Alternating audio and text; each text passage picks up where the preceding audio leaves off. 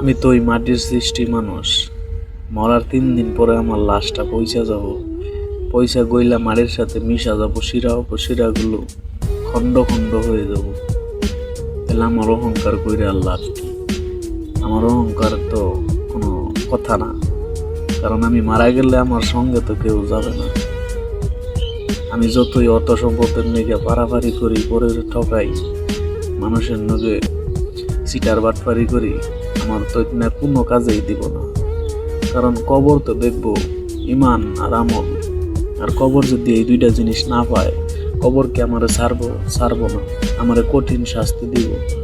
তখন তো আর কেউ আমার পাশে থাকবো না, কেউ কেউ থাকবে না পাশে, আমার চিৎকার কেউ শুনতে পাবো না। কারণ পাপীদের কোনো আপন মানুষ হয় না, পাপীদের সঙ্গে কেউ থাকে না, খোদাও বেত্রাজি থাকে, এই কারণে শাস্তি দেয়। তো দুনিয়ার মানুষ তোমরাই কইতেছি, অহংকার দেখাইও না, সবারই মরতে হইব, অন্ধকার ঘরে তো বেকেরেই যাইতে হইব। কবর প্রতিদিন ডাকতাছে তোমারে আমারে, ওই ঘরে যাইতে হইব, ওইটাই আমার আপন ঘর।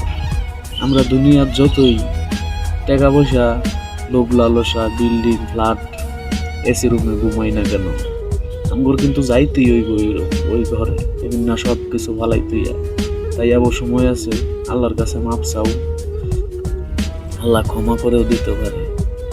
আর মানুষের মন জয় করার চেষ্টা করো, মানুষের মনে কষ্ট দিও না, গরিব ধনীর ভেদাভেদ রাইখো না, এমনা ভালো না।